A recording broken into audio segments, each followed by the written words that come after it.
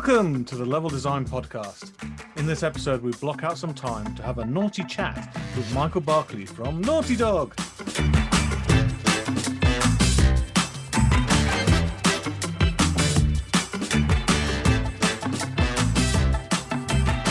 Hi there. I was reacting to the amazing puns. Yeah. Thank you so much. Well, welcome on the show. Normally we introduce everyone, but now with our introduction, you're on the show. Please welcome Michael Barclay from Naughty Dog. Game designer, is that the proper title that we can... Yeah, game designer. I think that's my current title. I've always been sort of an environment designer, but I think I've had about 12 different titles. So every company just calls us something different. Game designer at Naughty Dog. Yeah. So game designer Naughty Dog. Also joining me is the usual crew of naughty dogs that are in this show. I'm gonna stop the puns. Perfect. Yeah, right, my naughty dogs, right. As a dog father, I am very happy with the name. So yes, I have Valentina Chrysostomou. Hello everybody, happy to be here again. Rob McLaughlin. Hello everyone. And the other naughty dog, Jonathan Wilson from Hangar 13. Hi everybody. So welcome on the show, Michael. Thank you so much for joining us. We've been dying to have more conversations with people from Naughty Dog because literally we keep on going on about those games in all of our episodes. So we're like, well, let's talk to some of the people that made them.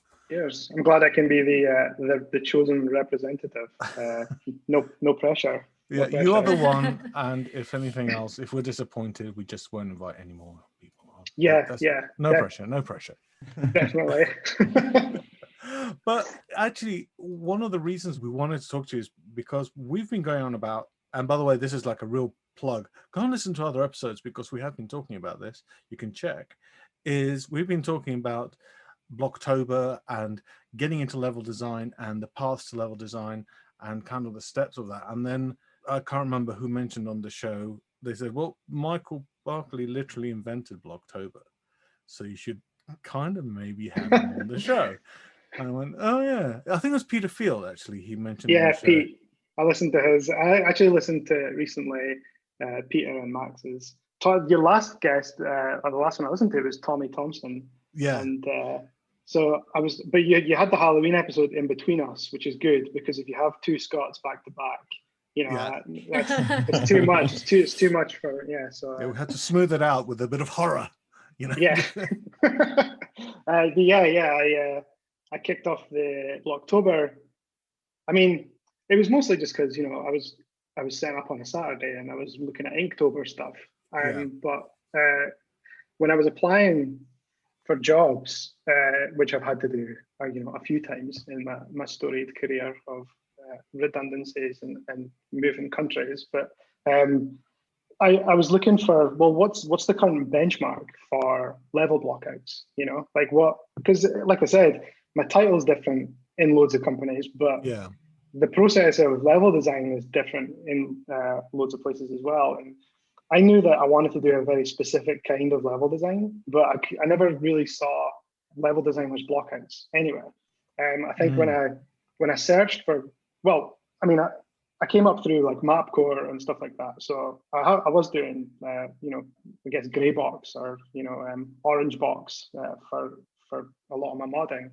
I used to love doing the orange box stuff because, yeah, and I've still used that kind of a little bit of that habit of putting models or things that I know aren't finished and they have a bright pink texture or a bright orange texture. And it's like, why? So we do not confuse them for something that's going to go in the game. Right? yeah. But yeah, so at Crytek we called it grey boxing. But yeah, I just never saw any blockouts or anything online. You know, there wasn't much resource for it. So there was nothing to really measure yourself up against throughout that. I mean, I was already working at Naughty Dog at the time, but I remember how frustrating it was to not really see a lot of what goes into our day-to-day work. Because by the time the game comes out, it looks beautiful. Samaris has turned it into something that looks shippable. But so I was really glad when it kicked off. Yeah. Because it kicked off, and I might attribute this to you, and you might be the right or wrong person, but I remember that a lot of Uncharted blockouts, grey boxes, but more blockouts of saying like, here's how the gameplay, this is how we designed a level, and you can see like the main player controller, but everything is like not stylized, and you can see the before and after. So Naughty Dog have always been pretty good at that. They always give you a peek behind the curtain, because I think it's what Mark's talking about is there was when Naughty Dog started referring to it as block mesh more than just blockouts or gray boxing, and I think that's where us as an industry and level designers started to look at it like you suggested. There's not any out there for us to see what goes into a level at the start. We always see the finished product. So the more we could pull back the curtain and show people this, or aspiring developers. And the one thing that Blocktober helped with is when I am talking to students, I am talking to like junior developers, I'm like, go and look at this, and this is what a level designer will produce. It's not final art, it's not anything like this, but it's nice to have a benchmark for that stuff now. Yeah, I remember the resources that I had when I was applying to Naughty Dog. The resources that I came across were there's a strange, I've never been able to find it again, but there's a talk by, I think it's Benson Russell and Jacob Minkoff, and they're sort of doing speed level design, you know, like in front of it's a small crowd, but they're just kind of like going through, oh yeah, okay, we'll get the story beats, and you know, like we've already got this block out here, and they're blocking out an Uncharted 3 mission. You know, it's like, I think it's one that wasn't actually in the game, but it's an idea that we're fitting a mission into Uncharted 3 at this point. And they actually had like their block mesh up on screen. And that was the first time I'd really seen that. But then the thing I found after that was Naughty Dog did this thing during Uncharted 3 called Block Mesh Lab, where they would put out multiplayer maps that were just block mesh. And they were, to me, like the way they rendered them, they were all nicely aliased, and they had this really nice sort of materials on them, and they looked beautiful. And I was like, oh, okay, that's the standard that I want to be going for if I want to work here. But yeah, I remember like Naughty Dog have always been kind of, you know, when a game comes out, they're quite happy to go to GDC or, you know, talk about their steps. But it was very rare to sort of see a lot of that professional block out. This year, I think there was a Gears of War block out that was the official like Gears of War Twitter account put out just for Blocktober. And to me, like, I remember blocking out stuff for Gears when I was learning Unreal, and that kind of stuff's amazing because I'm actually finally getting to see what goes on at those studios. I actually personally, I don't know if that's the right thing, but like I personally want to thank you for creating the hashtag, because like I remember it inspired me a lot when I was learning about level design, and I was able to go and look through all of that and just see various games, and there was a lot of Naughty Dog stuff too, and that's what I really liked. I'm into like looking at developer diaries and just listening and learning about like how level design is done basically, and that existing on Twitter and being able to just scroll through it and look at it was just really inspirational, and something new too, because I was always looking into how are games made, and you could rarely find companies who went out of their way to make documentaries about how they do stuff, and just having a Twitter hashtag now be the norm is just, I think it's incredible. Cheers. I have to credit Amelia Schatz, who's my lead level designer, because the original thing I tweeted went like semi-viral within a very niche community.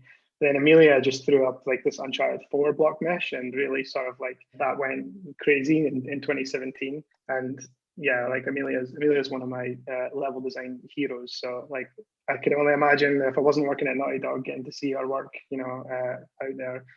That to me, that's been really inspiring, to seeing just how much, you know, these people that I've been following for a long time are posting. One thing it still gives me a complex when people like, I hate getting compliments anyway, but one thing I wanted to do was just start that second account, the Blocktober LD account, because I don't like Inktober. Like, I don't think it should be associated with, and like no one should really try and claim, you know, like a hashtag or like that or anything. It's a community thing. Michael, you know, it's yours. Stop it, it's yours. No, people were asking me like, oh, what are the rules? You know, like Inktober has rules or something each year, and I'm like, whatever. You know, nobody should be coming up with rules for it. Just post old work, new work. Nobody should really be stressed out by it. Yeah. Each to their own, right? It's like you can, there's this 1 month similar to Inktober where you can, like you said, share old work, share new stuff, set yourself a challenge, and like if you want to theme it or anything like that. And like I think that's the important thing of like seeing it as a community thing. It means people can also do their own events or do their own game jams and stuff like that, but it's all part of the same like kind of ecosystem, so we all benefit from seeing behind the curtain of all this sort of stuff as well. Yeah, I love it. One person put out like, here, if you're struggling, like here's 30 things that you could do. You know, a couple of years ago, one person actually did like a block out every day, but it was like a room. And then at the end of it all, they put each room into this like procedural like dungeon generator. And that was mind blowing, you know, like the fact that they were inspired to go off and build that. So yeah, I'm really proud of it. But you know, one day I want to just fade away. It could be like a wee legacy. I'll still run the account. Yeah. One of the strongest things about it is I think it's filled a gap that grew up when the Quake modding scene kind of faded away, because previously there was a whole generation of level designers who came from there and came from places like Mapcore and things like that. And as the position became more and more professional and more sort of hidden really behind the wall of companies, there was no real way for level designers to see what it was they had to do or to be able to show what it was that they could do. So what I love now is that when I see level designers applying, I get blockouts that's for like Last of Us gameplay or Uncharted gameplay or God of War gameplay, and they say, this is a level I've made for this game. And it's almost like sort of Rosetta Stone, a sort of universal language in level design that people can look at and go, oh yeah, I get what you're doing. I get what you're doing. Which has really filled that Quake or UT shaped hole in level design. I mean, one of the things about Blocktober as well is, as you say, is it started a community, and we got to like take our hats off to Max Pear's level design lobby. They also run like the Blocktober, and I think they do a bit more than that, I should say. Like here's weekly, you know, homework, design like a level for, I'm going to say Uncharted because you're on the show, and I can't think of any other games because I'm talking to you, but you know what I mean, that like here's a designer level that has verticality to it, for example, and that's just your weekly thing. And it's really nice to do something with constraints, and designing levels for a game has already give you like a million constraints, because it's an Uncharted level, you can't fly, or maybe you can. Do you know what I mean? Yeah, it's like you were saying, you know, we used to come up through Mapcore. Like personally, I got started off in Unreal with Unreal Tournament, you know, the packaged in Unreal Ed that came with Unreal Tournament. Like this was back on like, you know, 28K, and just uploading maps with my pals and spending like all day downloading the assets. And you get home after school, and you would jump in this map, and it would be like just a box with like infinite weapon spawners or something like that, something ridiculous. But that was kind of how I got interested in it. And like there was a long path to get back to level design that went through like a computer science degree, but I didn't really realize what a level designer was when I was working in Unreal. But yeah, we come up with those constraints, you know, like games with editors, I think are like, I really miss the fact that, you know, the strongest mod teams right now are probably, well, the strongest level design resources right now are still CSGO, because there's just such a legacy of rules and constraints to follow. So you kind of have those benchmarks to meet.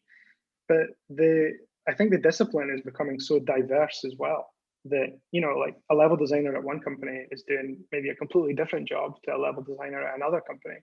So I really like that people, you know, like you said, Max Pears is putting out, you know, these sort of guidelines or prompts, and I really like that's giving people some structure or something to work towards. Because I don't know where I would turn to right now. Well, I do actually. I'd probably turn to Roblox if I was coming up through, you know, now, something like that. Yeah, I'm glad it's helping people that way. I think one of the good things is that a lot of, I'm looking at Unreal Engine, okay, that came out of Unreal, but you have Unity, Unreal, and you've got SketchUp, you've got like a Blender, a dearth of tools that allow you to build stuff now rather than just the game editor. Does that make sense? Even though, like, I guess in a professional environment, or a AAA environment, I should say, you have the in-house tools, like the tools that they have for Hitman for their level design, which is very kind of specific, or the level mechanics that they have for their stories. I guess it's the same in how they have in Naughty Dog. You'll have your own environments, or tool sets, I should say. Yeah, and I think one thing that I'm really grateful for is that there is a lot more ways for people to sort of get into game development now. You know, like you're not just installing a free map editor from, you know, a game that you bought. There's Unity and Game Maker and you know, all sorts. But the other thing that I'm conscious of is when I look at a lot of Blocktober posts, really all you're seeing at that point is a snapshot of an environment that probably, you know, doesn't play great, you know, or it's a composition or something like that. And that was a resource that I think is really valuable to people, and really it was really valuable to me when I was applying. But it doesn't tell the whole story, you know, like it's about the way that it feels to move through those spaces. And one thing that I'll always do on the Blocktober account that I run is, no matter what kind of game you're making, you know, even if it's like a match 3 puzzle game, everything's sort of, you know, you start to get into these conversations of like, what is a level, and what are we showing off here? Iterative level design. You know, it spans all kinds of games, and I love that people have been doing that. You know, I've seen so many 2D side scrollers that, you know, they go through the exact same block out processes. Just because they're not in 3D doesn't mean that I'm not going to retweet it or it's not interesting, you know. So yeah, there's so much more ways to get into game development now, but there's also like such a diverse breadth of almost every discipline. I guess for me, I was looking for that way to sort of structure it so that I could steal industry secrets. That's the real cunning plan. yeah, exactly. Do you ever feel upset when you create your blockouts and then it's time for art to do their pass and they start changing and adding things? And do you ever feel like, oh no, things are changing, I've worked on it, even though it might still have the same structure of the layout, but it's not a blockout anymore? You worked on it so much, but it's not there anymore. Does it ever feel upsetting? No, never. Never. It's exhilarating to see it. We go through, like, in Naughty Dog, there's a couple of stages that are like benchmarks in the life of a game. One is, or for me anyway, the most exciting points. One is like you'll take a screenshot of your block out and send it to concept art, and concept art will do a paint over and they'll send it back to you. And you know, it just makes me so excited to think, oh my God, if it looks anything like that when it's final, like people will think that I can actually do my job. You know, that's brilliant. And then the other one is when you start swapping out assets for high poly or art made assets. But the other thing is, it's never a surprise because a good level is always made in collaboration with the environment team, you know, and the concept art team and everyone. So really you're iterating on it alongside these departments.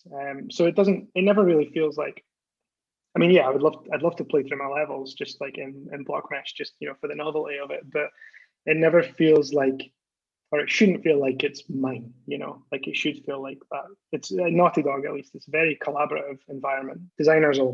Level designers have got a lot of responsibility to drive through the level flow and, you know, get it playing fun and playable, but it's always a collaboration. So, and like I said, sometimes my worst blockouts have been completely rescued by the environment. It's something I wanted to actually ask, because I know that blockouts aren't just, you know, we do it to like feel the flow and see the movements and get the spaces right, but how often do you find yourself imagining what it would look like and playing it as if it's like the final game? Because when I create levels and I think about them, like if it's just a block out and I'm just testing how it plays, I'm not actually playing it properly, because the way I play, I will stop at every tree and look at it. I will stop at every like interesting thing that I will put and look at it. And that kind of will break the flow that I imagined it would have.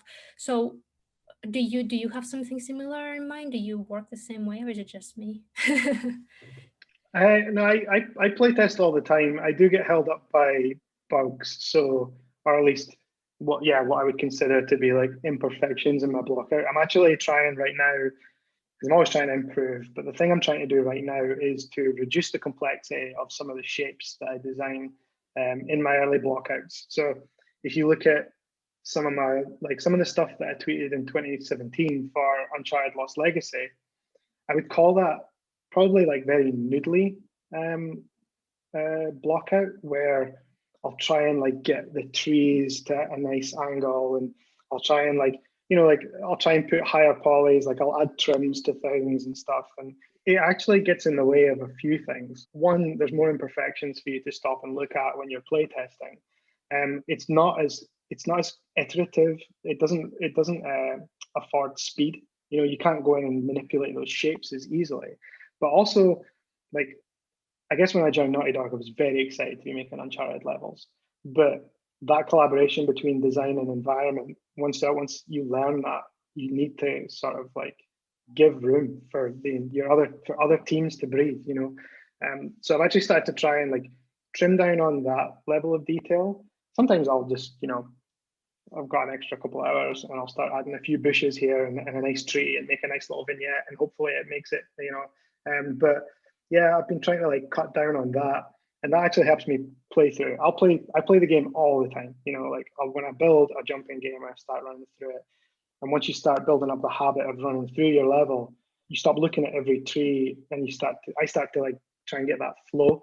And then sometimes I'll just catch myself like playing it, and that's when you think, oh, this is getting really close to something fun. Yeah. One of the things that in different games I've tried to do is, if I've been getting too much into a block, into a routine of going through my level, I sometimes try to like put the player at the end and try to work my way backwards and see what it looks like from the other side, just to confuse myself. Do you ever get that thing where it looks better when you go backwards? Like, I think it's like because it's new, yeah, right? I had this moment. We were deep in development on The Last of Us, and I was playing this one section that I must have played 1,000 times, and then I turned around and started running backwards through it, and I was like, "Oh my god, this is so much better!" And I'm like leaning over to Richard Cambier, and I'm like, "Right, listen, what do you think about it?" And he's like, "We've been there. He'd seen it 1,000 times. He's like, don't fall for it. Don't fall for it." It's the same with art. When you're drawing something, the trick is to invert your image to see the imperfections and to see it in a different way. It's the same with the levels. You have to play through them differently, and then you're actually liking them. They might not be as great. It's because they're just different. Yeah, but you end up only liking it because it's new. It is literally a fresh perspective, right? You've played through 50 times going one way, and you suddenly, oh, is this actually nicer, or has my brain just been, this is different? Yeah. It's different. It's endorphins are released, and you're like, oh, that's it. Yeah. Rotate 180. There we go. Done. Cut to the next morning. You playing it, going like, oh my god, what have I done? One thing that I wanted to touch on was a little game, The Last of Us 2, came out after a whole bunch of years, and I'm gonna be proved wrong now, but it had one thing that was very different to it, which was that downtown Seattle was kind of like a much more open world environment. It was much more, you could go wherever. I can't think in The Last of Us, the first Last of Us, part 1, if there was anything like that. I mean, it's been a while, to be fair, since I played it, but this was new to this game, wasn't it? It was. There was a level in Uncharted: The Lost Legacy, that was more open. And a pal, James Cooper, he was the level designer on that one. Well, it was James and a lot of other people on that, but James oversaw that level. And it's something that I guess I never really looked at it in The Last of Us as let's copy that, or let's do an open world level. I was really, really fortunate that when I came onto, I just had this like interest in providing a bit more agency, and it was only through lots of iteration that we ended up to, with the level that we had. For me, the things that I really wanted to explore were, and again, like some of the stuff is more obvious than others. But I'm really excited about games like Outer Wilds. I think is probably one of my favorite games, if not my favorite game of all time, like now. But also like Her Story, Gone Home, board games like Sherlock, Consulting Detective, and where you're sort of like, you're just given information and a very, very high level goal. And there was other things that I really wanted to achieve, which was a lot of the early prototype levels that involved horse riding were quite straightforward. And I was like, I've got this vehicle, like if you class the horse as a vehicle, I was like, you've got this vehicle, like you kind of want a reason to use it. You don't want to just be bombing it forward all the time. You want to use it to crisscross and really make the level as more of a system instead of just, something to pass through. So there was stuff from Lost Legacy, obviously, like that was very formative for the level, but other things that I kind of wanted to do were put more gameplay in what you would call the open world bit. We've got dungeons and we've got the open world, and there are like valves between them sometimes, but I really wanted more mysteries and stuff outside. So there's like ruins that you can climb, there's like safes that you can find, there's a fire hose that you can like swing on to get to a secret area, because I didn't want you to just have this empty space to ride through and then you got to a dungeon and that's where the content was. But it was only through iterating like a lot, like some versions of the level were not fun at all, and playtesters told us that. But I'm really happy with the way it turned out, and it's something that I want to keep exploring. It was more like a paradigm that I was just interested in, see if we could make it fit in The Last of Us. It's definitely a very interesting approach to take as well. And like you say, it might have been influenced by Lost Legacy, but I think applying it in The Last of Us after the original Last of Us is very linear for the most part. There's like a few areas which open up, but nowhere near as much as what this does. But like the downtown section in kind of Seattle, where you have this kind of open world-esque areas to like fill with gameplay between the dungeons as you kind of describe them. It is nice to have those bits you can actually pick up on. You can tell a story, you can find an item, there's a nice little bit of payoff. And the fire truck thing is like a prime example of that. It's like you see you can get something, but at that point in time you can't, which encourages the player to explore further to actually find the device they need to do it. Yeah, I'm always interested to see how many people found that one in particular. There's always when you're building these kinds of levels that have missable content, you're very conscious of the costs that you're asking the rest of the studio to pay. That's content that needs to be delivered, and that they're going to deliver at a certain quality level, regardless of how what the usage was on it. Like the guitar, when you play Take On Me, like that was such a victory getting that.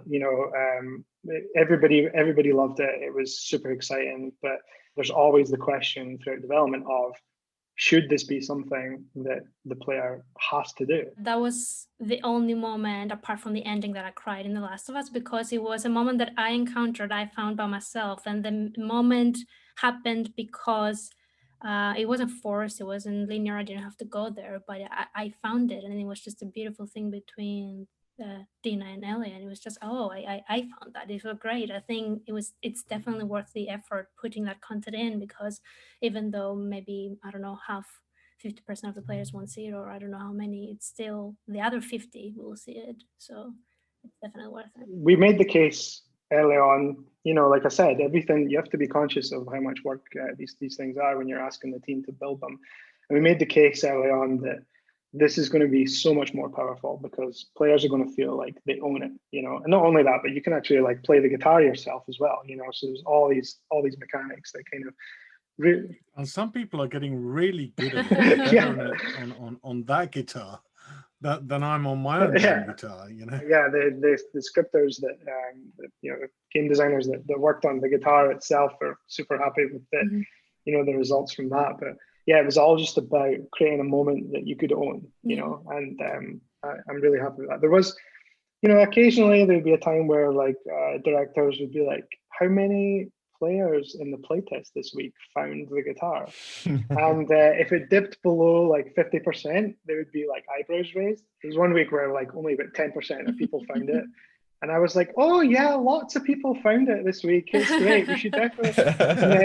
And then I went back into the level and I was like, right, okay, only about one person found it this week. So what do I need to do to make this a little bit more visible? Still hidden, but like a little bit more visible. So we do things like the guitar shop itself has got really nice material read on the glass that kind of like glints in the sunlight. It's got like obviously a nice big sign. Usually shops that have got branding have enterable spaces. We worked with the lighting team to make sure that when you were inside, you were led certain places.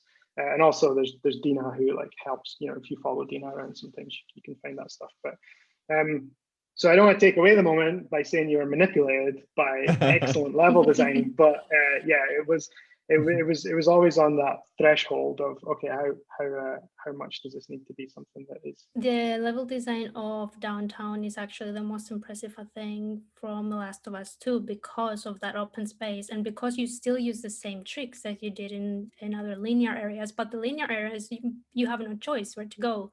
Cool, the tricks are there, but that's where you're going to end up anyway. But in an open world, that's when they really matter because the fire truck is red, it stands out of the background, that is the blue sky or whatever. I remember I wrote a Twitter thread about it too, or like the areas that broken ruined tower or whatever, it's you can see, you can climb on it, and then maybe you'll get a glimpse of other stuff around from the top. So all of that is still like tricks you do in linear level design, but it's applied in the open world, and that's why it's more rewarding because it works and you don't realize that it works, and it still takes you to these occasions. I remember when I played it, I was telling Jonathan earlier, I got the trophy where it tells you that you explored the whole of Downtown. So I did it on first try because it sort of still led me and it told me where to go. I found the key to the pet store. I remember but I had to do something else before that, and I only got there because I was at the right location at the right time. But I still feel like it still guided me in a way that I didn't understand. I think that's the magic with that level. It's like I feel like I wish all of the last was like that. You had more. You did have areas that were more open, but that one was specific because you had like you said, the agency to do all of that. There are a lot of open levels in the game. I think we originally coined the term wide linear for stuff on Uncharted 4. You know, the Jeep level. Again, another one that James Cooper was a designer on. I think a lot of the time we're really fortunate that we're sort of given a lot of freedom and responsibility to build the levels that, you know, we think speak to the experience that we're trying to bring across. You know, there's a lot of flexibility, when you're putting together these levels. I was really lucky that they trusted me to make, to be part of the team that made that level. There's a lot of questions and a lot of lessons learned building that level, and I was lucky that there was such a pedigree of people with the knowledge of how to direct your attention somewhere, or set up some specific kind of signposting. It feels like a culmination of a lot of the lessons that we'd learned from other games.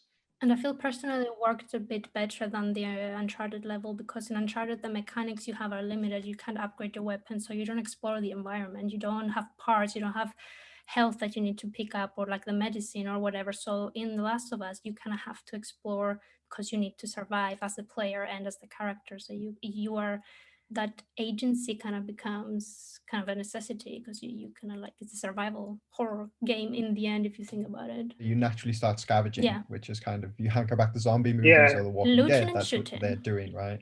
Yeah. So I was going to say, I'm glad you said that, because for one, I'll be able to take that back to James, who worked on the Uncharted level, and rub it in his face, which I love doing. Sure.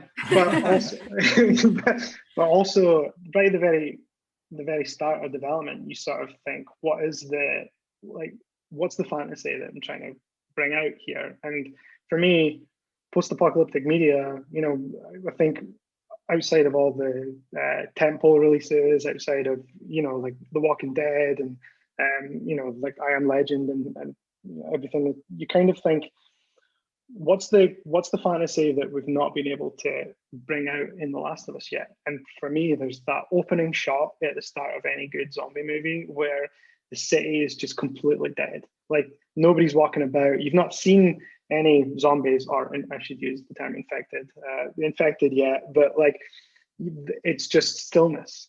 And you have the world almost feels like, there's a good talk by Dan Pinchbeck about this feeling of openness. He did at GDC, I think it was 2014. He's talking about the psychology of open world spaces, and like about affordances and about drawing you into places, and it feels like a playground. Yeah, it's like, oh, I can go places that I wouldn't be allowed to go, if there's structure in society and stuff. So like when you're lifting the window to get into the courthouse, it's like cheeky, you kind of feel like, oh, I found a way in that I wasn't supposed to find. But again, like any good zombie movie, there's always something in the shadows that is waiting for you. So there's that tension. You mentioned that thing that people do things they wouldn't do in real life. I think that's why a lot of people started breaking all the glass in The Last of Us. Like I remember, as a kid, I used to do that because I didn't know better, or maybe I did. I'm not gonna reveal that. And then now in The Last of Us, I can actually do it, and it was just so fun. It was perfect. It's like reload the level. All the glasses back. Do it again. I was going to bring that up actually, because when they introduced that mechanic, it was like you've got a locked door or there's the window there, but instinctively you kind of break it. And because the game supports it, like Valentina said, you now go breaking every bit of glass because who knows where it's going to lead? What's it going to take me to?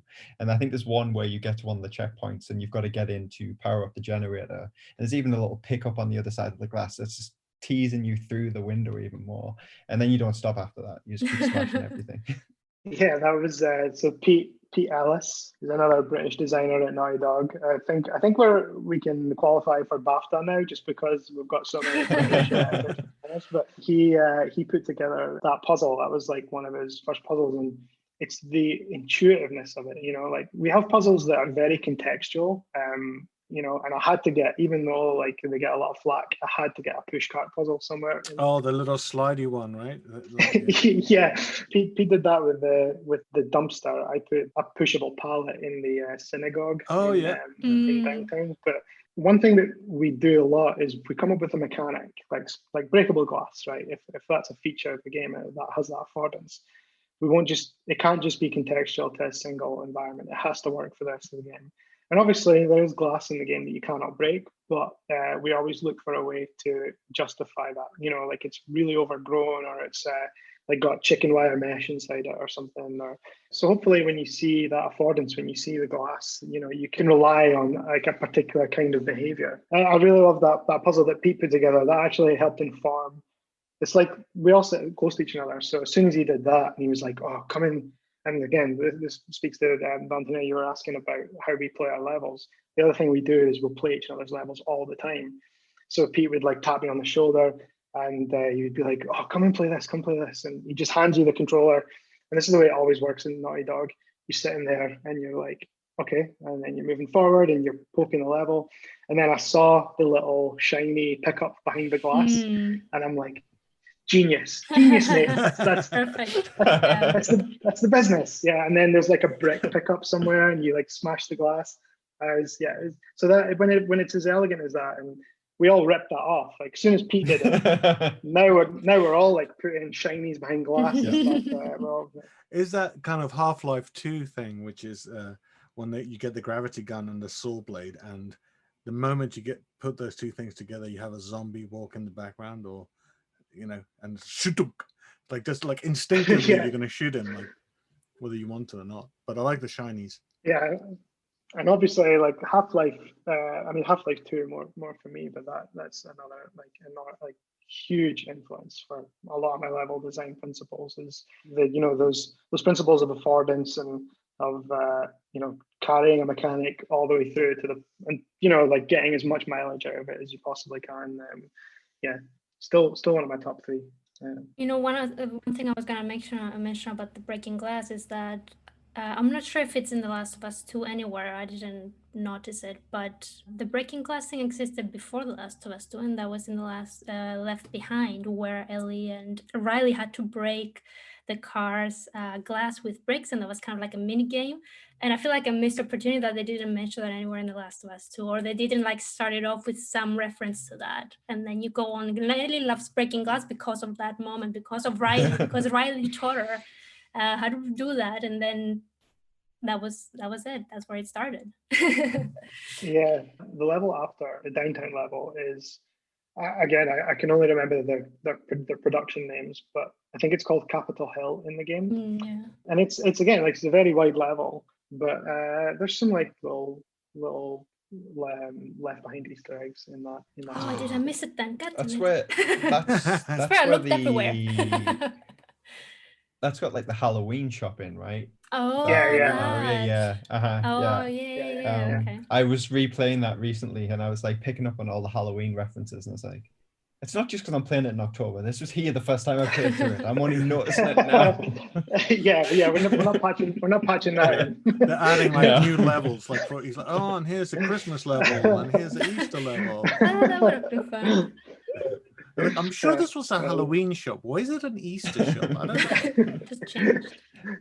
Just So good. change, like, maybe update. someone lives there and it's crazy, and he likes going through the seasons and he changes it every time because he's lonely. Maybe that could be a backstory It could. for a site. The only way we get to experience seasons living in Los Angeles is through game development, because it's just sun all year until there's clouds. It's the other way around here. One of the things that I don't think you mentioned earlier was that you've developed my favorite game for destroying PCs, which is Crysis 2, right? Yeah, I was at Crytek UK working on Crysis 2. I was part of the multiplayer team. And then we also did the Crysis console. Like, Crysis came out we managed to get it running on Xbox 360 and PS3. So worked on that as well. Why do I have this image of like a very small square hole and you hammering the code through it, you know, and the poor Xbox just like overheating, going, please God, no. That was actually a really fun project. You know what's great about working on something like Crysis 2 and then moving over to something like porting the original Crysis is, you know, like, after any project you need a bit of cooldown time, you know, but you still want to. You still need to make money, you know. You still need to be doing something. So like putting Crysis, like digging into Crysis and looking at the original scripting and stuff for that, and then moving that over to other consoles was really fun. But like a nice chill, but still actively learning about the engine. I'm still a huge fan of CryEngine. I think it's incredibly powerful still. But yeah, that was a fun project. I think that was the first game engine I downloaded, was CryEngine, and like did not understand anything because it was like, here's a massive island, and I'm like,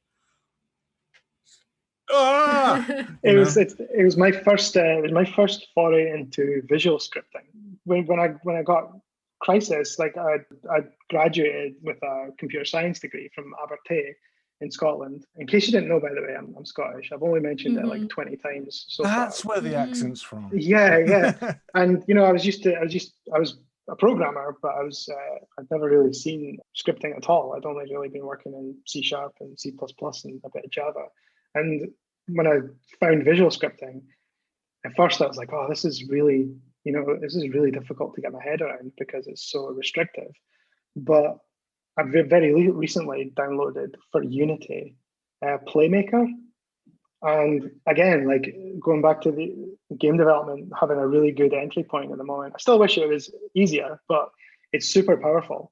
And it's something that, you know, like, level designers can specialize. You know, they can specialize in environment design, and there's still all of the principles of composition, you know, and lighting and all those like important artistic pursuits. But at the same time, I encourage everyone to learn, at least, you know, get into some visual scripting, put together, because you're really only seeing the artistic side of or the sort of like, you know, traditionally artistic side of your work if you're not getting in and playing it and, you know, learning how to, you know, trigger things. And maybe we should do a thing after Blocktober, which is like Play Vember. So yeah, my colleague Asher Einhorn, and he's a game designer at Naughty Dog. He wants to do Scriptember, which is, but you know, like screenshots of script are, you know, they're not as sexy as block mesh stuff. Just your visual graphs. yeah. I think people might be a bit shy doing that because sometimes code does not look good. Whereas a blockout, no matter how gray or It's I mean, I love code. I'm with Michael here. I think that, yeah, if a level designer, even if the coders take one look at it and just quietly just pull it back into the engine and say, yeah, you proved that the gameplay is going to work, but now we're going to take your script away. Make it so it doesn't hurt everyone. But even if you've done it, you've proved that the gameplay works. You've proved the little thing works. And that's such a satisfying thing for a designer to be able to just go, oh yeah, this is what I think it should be like, and be able to just do it. Mm-hmm. Yeah, you do that code handoff step where you're like, this is now unmanageable for me.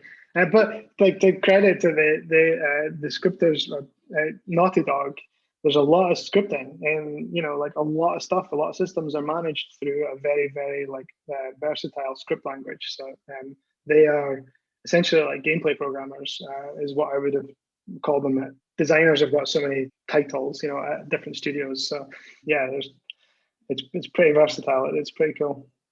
Good for prototyping.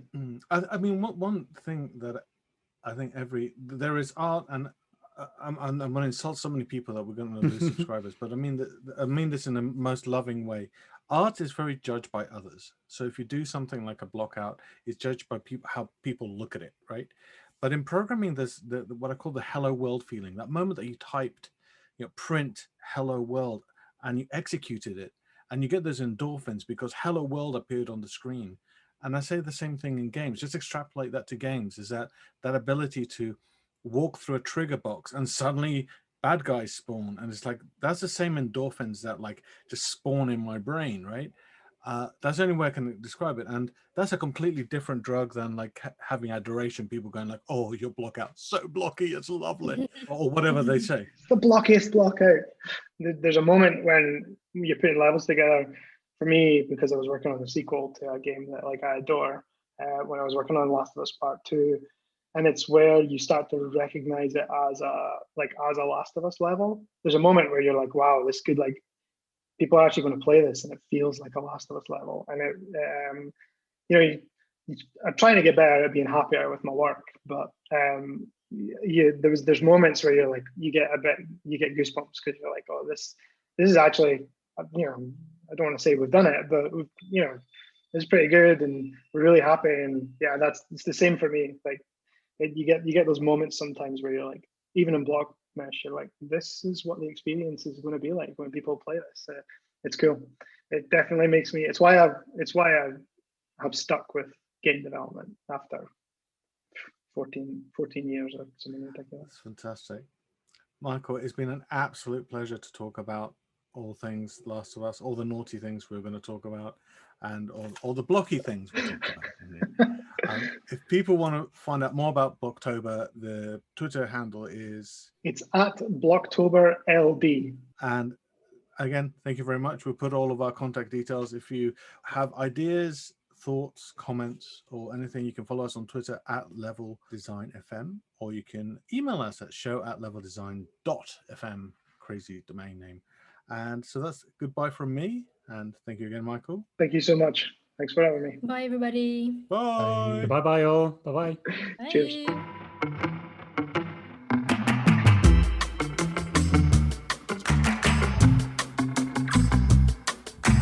The Level Design Podcast has been a Command Studio production. Our editor is Matthew Lever, and this episode has been produced by Bridie.